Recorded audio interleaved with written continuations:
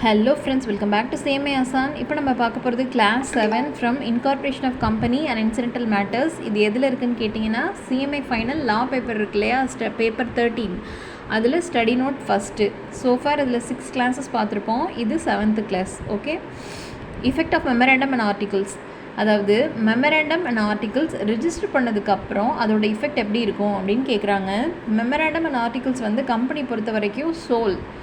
ஏன்னா அதுதான் அதில் இருக்கிற அப்ஜெக்டிவ்ஸ் படி தான் மெம்பர்ஸ் எல்லாம் கட்டுப்பட்டு நடக்கணும். மெம்பர்ஸாக இருக்கட்டும், டேரக்டர்ஸாக இருக்கட்டும், அவங்க எல்லாமே அதில் சொல்லியிருக்கிற அப்ஜெக்டிவ்ஸ் படி தான் நடக்க மாதிரி இருக்கும் இல்லையா. ஸோ இந்த மெமரண்டம் அண்ட் ஆர்டிகல்ஸ்க்கு ரிஜிஸ்டர் பண்ணதுக்கப்புறம், இது ரிஜிஸ்டர் பண்ணுறதுக்கப்புறம் கம்பெனி அண்ட் மெம்பர்ஸ் எல்லாமே அதுக்கு பைண்டட். அதாவது அதுக்கு என்ன அர்த்தம்னா பவுண்டு. அதுக்கு என்ன அர்த்தம்னா, அதில் சொல்லியிருக்கிற அந்த லா படி, ரூல்ஸ் படி இவங்க கம்பெனியும் சரி மெம்பர்ஸும் சரி கட்டுப்பட்டு நடக்கணும் இல்லையா. ஸோ ஏதாவது ஒரு மணி இவங்க மெம்பர்ஸ் சைட்லேருந்து கம்பெனிக்கு கொடுக்க வேண்டியது இருந்ததுன்னா அதை டெட் டியூ அப்படின்னு சொல்லிட்டு கம்பெனி பாயிண்ட் ஆஃப் வியூலேருந்து நம்ம ட்ரீட் பண்ணணும். எப்போன்னா ரிஜிஸ்ட்ரேஷனுக்கு அப்புறம். அது மட்டும் இல்லாமல் ரிஜிஸ்ட்ரேஷனுக்கு அப்புறம் அந்த மெமரண்டம் அண்ட் ஆர்டிகல்ஸ் அவங்க 2 பேருக்கும் நடுவில் நிறைய ரிலேஷன்ஷிப் பில்ட் பண்ணுது. யார் 2 பேருக்கும் அப்படின்னு பார்த்தீங்கன்னா கம்பெனி அண்ட் மெம்பர்ஸ். இதில் ஃபஸ்ட்டு நம்ம 3 கேசஸ் பார்க்க போகிறோம். Members and company, members and outsiders, between the members it self. அதாவது 2 மெம்பருக்குள்ளேயே கூட இருக்கலாம். Members between the company and outsiders இல்லையா. ஸோ ஃபஸ்ட்டு இதில் வந்து மெம்பருக்கும் கம்பெனிக்கும் நடுவில் இது வந்து ஒரு லீகல் ரிலேஷன்ஷிப் மாதிரி பில்ட் பண்ணுது. The memorandum and articles constitute a contract between the members and company. In consequence the members are bound to the company under statutory convenient. ஓகேவா. ஸோ இதில் இருக்கிறதெல்லாம் தேவை கிடையாது, நீங்கள் வேணும்னா படிச்சுக்கோங்க. மெம்பர்ஸ்க்கும் கம்பெனிக்கும் நடுப்புற அது ஒரு ரிலேஷன்ஷிப், ஒரு கான்ட்ராக்ட் மாதிரி பில்ட் பண்ணுது. அதுவும் இல்லாமல் between the members itself, மெம்பர்ஸ்க்கு நடுப்புறையே இவங்க வந்து ஒரு ரிலேஷன்ஷிப் மாதிரி, ஒரு கான்ட்ராக்ட் மாதிரின்னு வச்சுக்கோங்களேன். The articles of association constitute a contract not merely between the shareholders இந்த கம்பெனி. அதாவது மெம்பர்ஸ்க்கும் கம்பெனிக்கும் நடுவில் மட்டும் இல்லை, but between the each individual, 2 இண்டிவிஜுவலுக்கு நடுப்புறையும் கூட, between the company and outsiders. ஆனால் மெமரண்டம் அண்ட் ஆர்டிகல்ஸில் சொல்லப்பட்டிருக்க எதுவுமே அவுட் சைடரை போய் பைண்ட் பண்ணாது. அப்படின்னா கம்பெனிக்கும் அவுட் சைடருக்கும் நடுவில் எதுவும் சம்மந்தம் கிடையாது இந்த ஆர்டிகல்ஸ் மூலமாக. அதை எப்படி சொல்கிறாங்க பாருங்கள். The memorandum and the articles do not constitute a contract between the company and the outsiders. Neither the company nor the members are bound by the articles to the outsiders. ஓகேவா.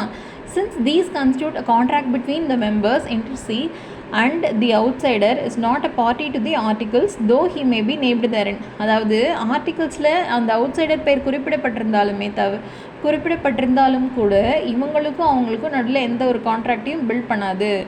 ஓகேவா.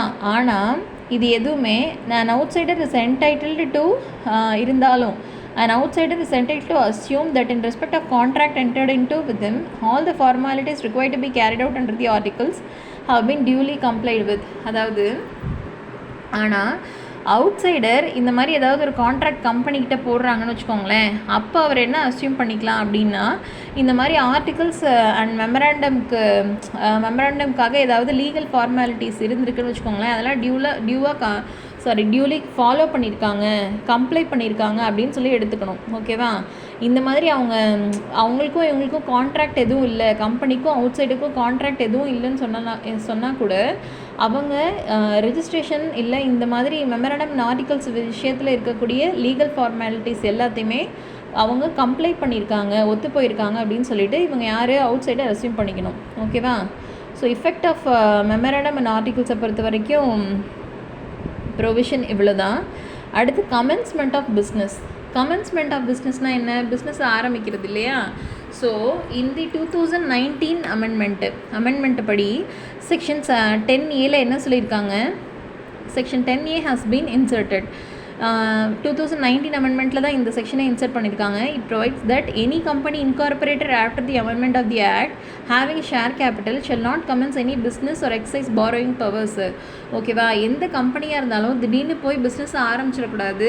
இல்லை அந்த borrowing powers அவங்களுக்கு இருக்குல்ல, கடன் வாங்குகிற பவர்ஸ்லாம் இருக்கு இல்லையா, அதை எக்ஸைஸ் பண்ணிடக்கூடாது. எதுக்குள்ள அப்படின்னா, a declaration has been furnished within 180 days that every subscriber had paid the value of shares.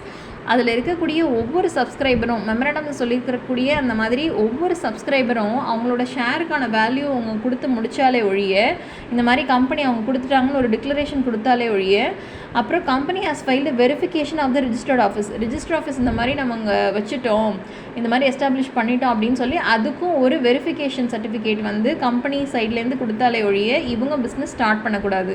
First என்ன பண்ணணும், டிக்ளரேஷன் ஃபைல் பண்ணணும். இந்த மாதிரி 180 டேஸ்க்குள்ளே, 180 டேஸ்னால் கிட்டத்தட்ட 6 மாதம், அதாவது ஆரம்பித்து 6 மாதத்துக்குள்ளே அவங்க சப்ஸ்கிரைபர் எல்லாருமே ஷேர் வேல்யூ பே பண்ணியிருக்கணும். கம்பெனி ஒரு வெரிஃபிகேஷன் சர்டிஃபிகேட் கொடுத்துருக்கணும். இந்த மாதிரி ரிஜிஸ்ட்ரேஷன் ஆஃபீஸ் ரிஜிஸ்டர்ட் ஆஃபீஸை வந்து வெரிஃபை பண்ணியாச்சு அப்படின்னு சொல்லிட்டு சர்டிஃபிகேஷன் கொடுக்கணும். அப்படி கொடுத்தாலே ஒழிய இவங்க பிஸ்னஸ் ஸ்டார்ட் பண்ணக்கூடாது.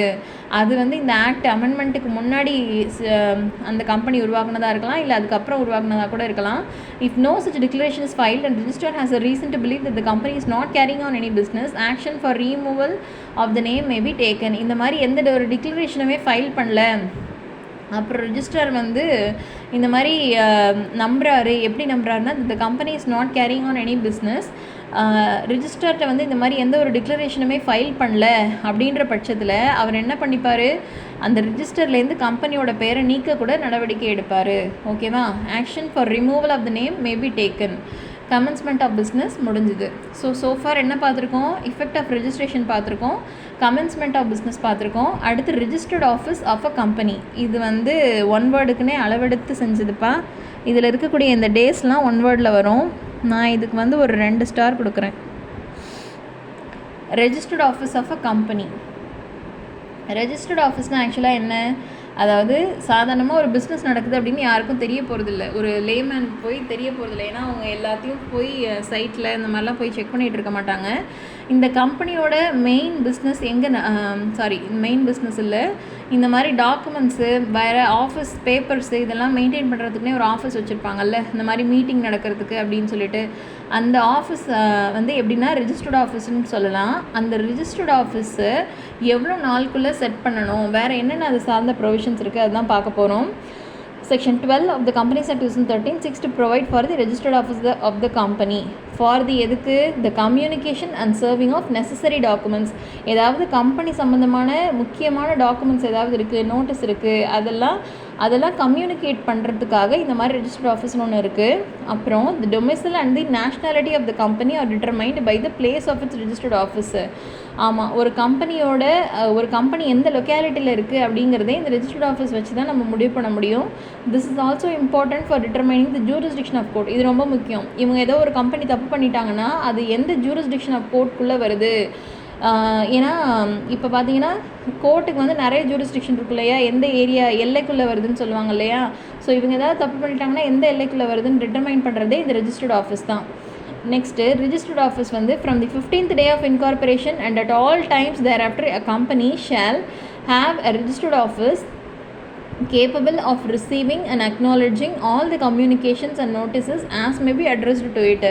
ரெஜிஸ்டர்ட் ஆஃபீஸ் அப்படின்றத பொறுத்த வரைக்கும், அதாவது from the 15th day of incorporation, incorporate பண்ணி 15 நாளுக்குள்ளே and at all times thereafter a company shall have a registered office. 15 நாள் from the 15th day of incorporation பண்ணி 15வது நாள்லேருந்து கம்பெனி வந்து கம்பெனிக்கு சம்மந்தமான நோட்டீஸ் இது எல்லாமே ரிசீவ் பண்ணிக்கலாம். கம்பெனி சம்மந்தமான நோட்டீஸ் டாக்குமெண்ட்ஸ் ஏதாவது இருந்தால் அதை ரிசீவ் பண்ணிக்கலாம். வெரிஃபிகேஷன் ஆஃப் ரெஜிஸ்டர்ட் ஆஃபீஸ், நான் மேலே சொன்னேன் இல்லையா, ரெஜிஸ்டர்ட் ஆஃபீஸ் வந்து வெரிஃபை பண்ணியிருக்கணும். அந்த வெரிஃபிகேஷன் ஆஃப் ரெஜிஸ்டர்ட் ஆஃபீஸ்க்கு அந்த சர்டிஃபிகேட் இருக்கு இல்லையா, அந்த company shall furnish the register verification within a period of 30 days of incorporation.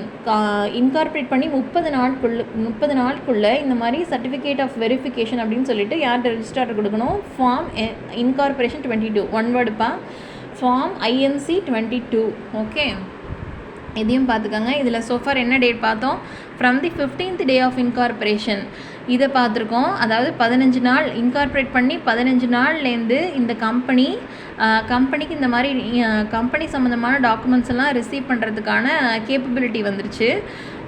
Verification of registered office, இது 30 நாள் கம்பெனி இன்கார்பரேட் பண்ணதுலேருந்து 30 நாளுக்குள்ளே இவங்க ரிஜிஸ்ட்ராருக்கு இன்ஃபார்ம் பண்ணிடணும். இந்த மாதிரி நாங்கள் வந்து சர்டிஃபிகேட் வெரிஃபை பண்ணியாச்சு ரிஜிஸ்டர்ட் ஆஃபீஸை பொறுத்த வரைக்கும் அப்படின்னு சொல்லிட்டு இன்ஃபார்ம் பண்ணிடணும். எதில் ஃபைல் பண்ணணும்? இன்கார்பரேஷன் 22 INC 22 அப்படின்ற ஃபார்மில். Next labelling of company. Labelling of கம்பெனினா என்ன?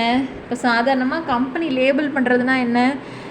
அதாவது விளம்பரப்படுத்துறது, மார்க்கெட்டிங் அந்த மாதிரி வச்சுக்கோங்க. Every company shall paint or affix its name. அதாவது ஒவ்வொரு கம்பெனியும் இந்த மாதிரி அதோட பேரை ரிஜிஸ்டர்ட் ஆஃபீஸோட அட்ரஸோடு சேர்த்து on the outside of every office, எந்தெந்த ஆஃபீஸ் வச்சுருக்காங்களோ அதுக்கு வெளியே இந்த மாதிரி ஒரு போர்டில் வைக்கணும். லெஜிபிள் லெட்டர்ஸில் புரிகிற மாதிரி ஒரு லெட்டர்ஸில் வைக்கணும். லோக்கல் லாங்குவேஜ், அதாவது and if the characters employed are not those of the language in general use in that locality then also the characters of that language. அதாவது இப்போ இங்கே வந்து தமிழ் பேசுகிறோம், இதே மாதிரி நீங்கள் போய் கர்நாடகாவில் வச்சிங்கன்னா கர்நாடகா லாங்குவேஜையும் சேர்த்து அதில் வந்து எழுதியிருக்கணும். ஓகேவா? ஈவன் தோ நீங்கள் உங்களோட அந்த கம்பெனி இல்லைனாலும், அந்த லாங்குவேஜ் உள்ள கம்பெனி இல்லைனாலும், லொக்காலிட்டியில் என்ன பேசுகிறாங்களோ அந்த லாங்குவேஜை பெயிண்டில் போர்டில் எழுதி நீங்கள் வந்து வெளியில் ஆஃபீஸ்க்கு வெளியில் வைக்கணும். Have its name engraved in legible characters on it's seal. அதாவது சீல், கம்பெனி காமன் சீல்னு ஒன்று வச்சுருப்பாங்க இல்லையா, ஒவ்வொரு அதோட பிஸ்னஸ் பேப்பரு அது எல்லாத்துலேயுமே சீல் ஒன்று வைப்பாங்க இல்லையா, கம்பெனி சீலு, அது எல்லாத்துலேயுமே கம்பெனி நேம் வந்து புரிகிற மாதிரி இருக்கணும். ஆனால் இந்த காமன் சீல் கான்செப்ட் வந்து எடுத்துட்டாங்க ஆக்சுவலாக. ஆனால் இங்கே ஏன் கொடுத்துருக்காங்கன்னு தெரில.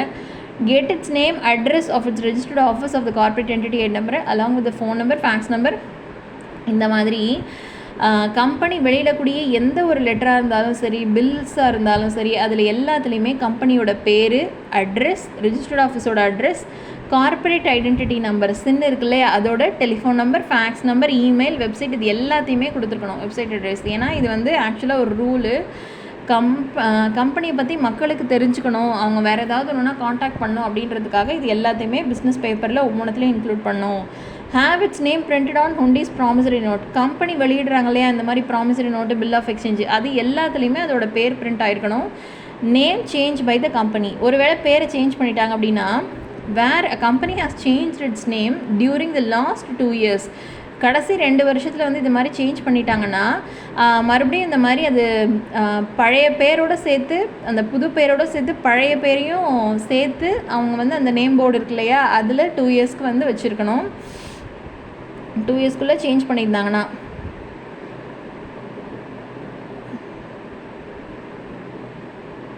Okay, name change by the company இது சொல்லியாச்சு. இன்கேஸ் ஆஃப் 1% கம்பெனியாக இருந்தாங்கன்னா சைடில் வந்து இந்த மாதிரி 1% கம்பெனி, ஓபிசி இந்த மாதிரி சொல்லிவிட்டு போர்டில் எழுதியிருக்கணும்.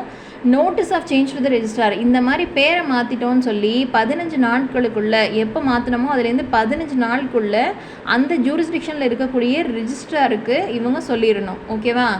Change by passing of special resolution. இந்த மாதிரி ஸ்பெஷல் ரெசல்யூஷன் பாஸ் பண்ணி தான் பேரெல்லாம் சேஞ்ச் பண்ணணும். The registered office of the company shall be changed only by passing special resolution. ஓகேவா? இதுக்கு முன்னாடி ஸ்பெஷல் ரெசல்யூஷன் எங்கே படிச்சிருப்போம்? இன்வெஸ்ட்மெண்ட் அண்ட் லோன்ஸ் சாப்டரில் படிச்சிருப்போம் இல்லையா? இன்வெஸ்ட்மெண்ட் அண்ட் லோன்ஸ் வந்து இந்த மாதிரி டேரக்டர்ஸ்க்கு ப்ரிஸ்கிரைப்டு பர்சன்ஸ்லாம் கொடுத்தோன்னா ஸ்பெஷல் ரெசல்யூஷன் மூலமாக பாஸ் பண்ணி கொடுக்கணும் அப்படின்ற மாதிரி ஒரு ப்ரொவிஷன் படிச்சிருந்தோம் இல்லையா? அதை ஞாபகப்படுத்திக்கோங்க. ஸோ இது வந்து நம்ம பார்க்குற 2வது provision. In case of existing company outside the local limits of any city, town, village where such office is situated at the commencement of the act or where it may be situated by virtue of special resolution passed by the company. அதாவது சிட்டிக்கு வெளியே, இப்போ இருக்கிற இதுலேருந்து லொக்காலிட்டிலேருந்து சிட்டிக்கு வெளியே இல்லை வேறு வில்லேஜில் இந்த மாதிரி பண்ணுறீங்கன்னா ஸ்பெஷல் ரெசல்யூஷன் பாஸ் பண்ணி தான் இந்த மாதிரி நேமை சேஞ்ச் பண்ணணும். ஆஃபீஸ் அட்ரஸையும் சேஞ்ச் பண்ணுறீங்க அப்படின்னா, ஆஃபீஸ் அட்ரஸையும் சேஞ்ச் பண்ணுறீங்கன்னா ஸ்பெஷல் ரெசல்யூஷன் பாஸ் பண்ணணும். In case of any other company outside the local limits of any city, town, village where such office is situated. ஓகே, இந்த மாதிரி நீங்கள் இப்போ இருக்கிற ஜூரிஸ்டிக்ஷன்லேருந்து outside the local limits, இப்போ இருக்கிற லோக்கல் லிமிட்ஸ்லேருந்து அவுட் சைடாக வேறு எந்த சிட்டிக்கு போகிறீங்கனாலும் ஸ்பெஷல் ரெசல்யூஷன் பாஸ் பண்ணி தான் பண்ணணும். Change of registered office outside the jurisdiction. ஒருவேளை இப்போ இருக்கிற ஜூரிஸ்டிக்ஷன்லேருந்து, முதல்ல சொன்னது லொக்காலிட்டிலேருந்து அவுட்டர் போயிட்டீங்கன்னா, இப்போ ஒரு ரெஜிஸ்டர் ஜூரிஸ்டிக்ஷன் இருக்குது, அது இல்லாமல் வேறு ஒரு ஜூரிஸ்டிக்ஷனுக்கு போகிறீங்க அப்படின்னா in the same, then such a change is to be confirmed by the regional director on application made by the company. அதாவது கம்பெனி அவங்கள்ட்ட ரீஜனல் டைரக்டர்கிட்ட ஒரு அப்ளிகேஷன் போட்டு இந்த மாதிரி நாங்கள் ஜூரிஸ்டிக்ஷனே சேஞ்ச் பண்ணிக்கிறோம், ரெஜிஸ்டர் ஆஃபீஸருக்காக ஜூரிஸ்டிக்ஷனே சேஞ்ச் பண்ணிக்கிறோம் அப்படின்னு சொல்லிட்டு சொல்லணும் ரீஜனல் டைரக்டருக்கு. Communication and filing of confirmation, அதாவது கம்யூனிகேஷன் அண்ட் ஃபைலிங் ஆஃப் கன்ஃபர்மேஷனை பொறுத்த வரைக்கும் the confirmation of change of registered office from one jurisdiction of one registrar to another registrar within the same state, அதாவது ஒரே ஸ்டேட்டுக்குள்ளே வேறு jurisdiction மாற்றுறீங்கன்னா communicated within 30 days from the receipt of application by the regional director to the company. regional directorலேருந்து கம்பெனிக்கு confirmation இந்த மாதிரி நீங்கள் மாற்றிக்கிங்கன்னு சொல்லி வந்து 30 நாட்களுக்குள்ளே இவங்க என்ன பண்ணியிருக்கணும், confirmation of change of registered office to another state shall be, இவங்க வந்து இந்த மாதிரி மாற்றலாம். communicated within 30 days from the receipt of application, regional டைரக்டர்டேருந்து கம்பெனிக்கு இந்த மாதிரி கன்ஃபர்மேஷன் வந்ததுலேருந்து 30 நாட்களுக்குள்ளே இந்த மாதிரி பண்ணலாம்.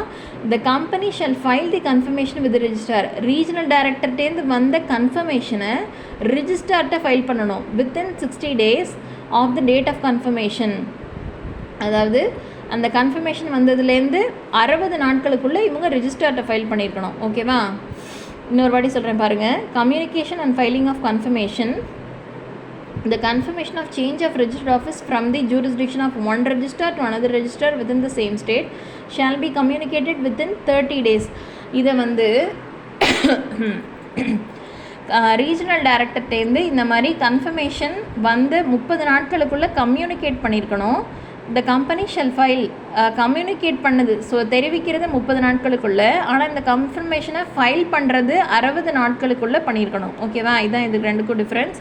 the register of companies of the new jurisdiction shall certify the registration. புது ரிஜிஸ்டார் இருப்பாங்க இல்லையா, அதே ஸ்டேட்டுக்குள்ளே இப்போ வேறு மாற்றினாங்கன்னா புது ரிஜிஸ்டாருக்கும் இவங்க வந்து என்ன பண்ணியிருக்கணும், அந்த புது ரிஜிஸ்டாரும் சர்டிஃபை பண்ணியிருக்கணும் இந்த மாதிரி ரிஜிஸ்டர் ஆஃபீஸை வந்து மாற்றிருக்காங்க அப்படின்னு சொல்லிட்டு within a period of 30 days from the date of filing such confirmation.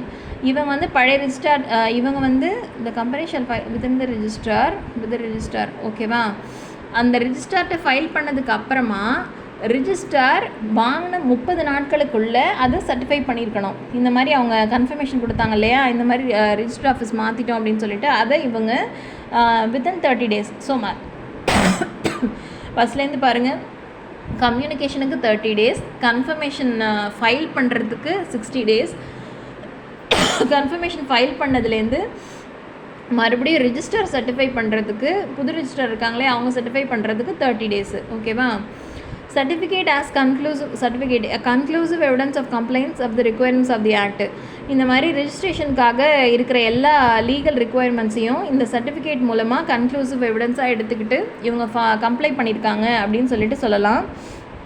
In case of default, இந்த மாதிரி ஏதாவது தப்பு நடந்துருச்சுன்னா அதில் யார் யார் சம்மந்தப்பட்டிருக்காங்களோ அந்த ஒவ்வொரு ஆஃபீஸரும் 1000 rupees per day அவங்களுக்கு ஃபைனு. ஆனால் அந்த ஃபைன் மொத்தமாக 1 lakh தாண்டக்கூடாது.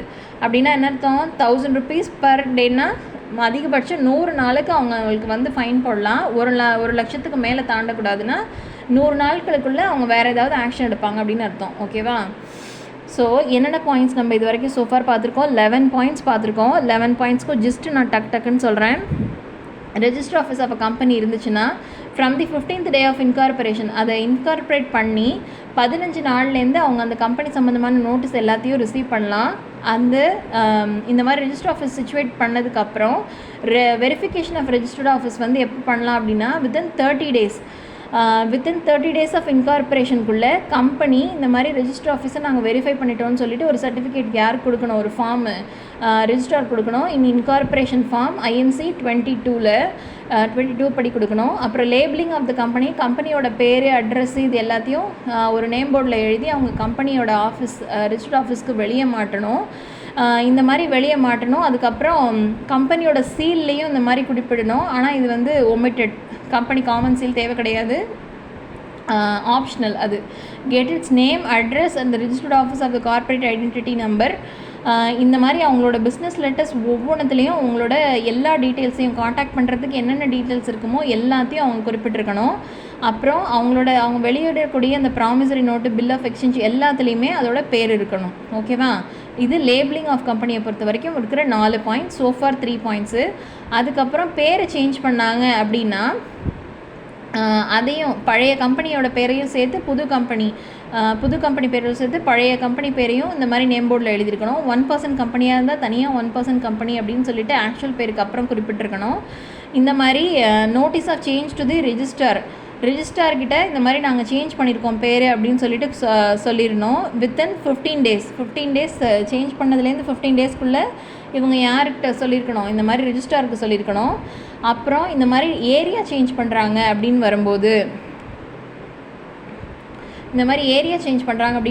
கண்டிப்பாக ஸ்பெஷல் ரெசல்யூஷன் பாஸ் பண்ணி தான் பண்ணணும். லோக்கல் லிமிட்ஸுக்கு வெளியே வேறு ஏதாவது ஒரு டவுனில் பண்ணுறாங்கன்னா கண்டிப்பாக ஸ்பெஷல் ரெசல்யூஷன் பாஸ் பண்ணியிருக்கணும். அதுவும் வேறு ஜூரிஸ்டிக்ஷனுக்கு போகிறாங்க அப்படின்னா. அடுத்து change of register office outside the jurisdiction. இந்த மாதிரி வேறு ரெஜிஸ்டர் ஆஃபீஸ்க்கு போகிறாங்கன்னா அப்பையும் இந்த மாதிரி என்ன பண்ணணும், இவங்க வந்து வேறு ரெஜிஸ்டர் ஆஃபீஸ்க்கு போயிட்டாங்க அப்படின்னு சொல்லிட்டு ரீஜனல் டைரக்டர் கன்ஃபார்ம் பண்ணணும். இந்த மாதிரி வேறு ஏரியாவுக்கு போயிட்டாங்க அப்படின்னு சொல்லிட்டு அவங்க கன்ஃபார்ம் பண்ணணும். ஆனால் இதுக்கு பீரியட் பாருங்கள், communication and filing of confirmation. இந்த மாதிரி சேஞ்ச் பண்ணிட்டாங்க அப்படின்னு சொல்லிட்டு 30 டேஸ்க்குள்ளே கம்யூனிகேட் பண்ணணும். 60 டேஸ்க்குள்ளே கன்ஃபர்மேஷன் ஃபைல் பண்ணணும். அடுத்த 30 டேஸ்க்குள்ளே புது ரிஜிஸ்டார் அதை சர்டிஃபை பண்ணியிருக்கணும். ஓகேவா? 30, 60, 30 இப்படி ஞாபகம் வச்சுக்கோங்க. அடுத்து சர்டிஃபிகேட்டை கன்க்ளூசிவ் எவிடன்ஸாக யூஸ் பண்ணலாம். எதுக்குன்னா இந்த மாதிரி ரிகார்டிங் ரெஜிஸ்ட்ரேஷனுக்கு எல்லாமே ஃபாலோ பண்ணியிருக்காங்க, கம்ப்ளை பண்ணியிருக்காங்கன்னு சொல்லிட்டு ஏதாவது தப்பு பண்ணாங்கன்னா ஆஃபீஸருக்கு per day 1000 rupees per fine up to 1 lakh rupees. ஓகேவா? Next act to override the memorandum and articles. அதாவது மெமரண்டமா ஆக்டா அப்படின்னு வரும்போது ஆக்ட் தான் பெரிய ஆள். மெமரண்டமில் நீங்கள் என்ன சொல்லியிருந்தாலும் சரி, மெமரண்டம் எம்ஓஏலையும் என்ன பெரிய ரூல்ஸ் ரெகுலேஷன்ஸ் நீங்கள் போட்டிருந்தாலும் அதை மீறுறதுக்கான உரிமை ஆக்டுக்கு இருக்குது. ஓகேவா? இதுதான் பெரிய ஆள். Any provision contain in any of the above mentioned document shall be void to the extent which it is inconsistent to the provisions of the act. நீங்கள் என்ன வேணால் எழுதிக்கங்க, ஆனால் அது ஆக்டுக்கு புறம்பாக இருந்துச்சுன்னா அது அப்போவே void ab initio செல்லாது அப்படின்னு அர்த்தம். ஓகேவா? ஸோ இதோட இந்த வீடியோ முடியுது. ரொம்ப லென்த்தி வீடியோ, அதனால தான் நான் இதை தனியாக எடுக்கணுன்ட்டு இருந்தேன். நெக்ஸ்ட் நம்ம மெமரண்டம் ஆஃப் அசோசியேஷன் பார்க்கலாம். ஓகே, பாய்.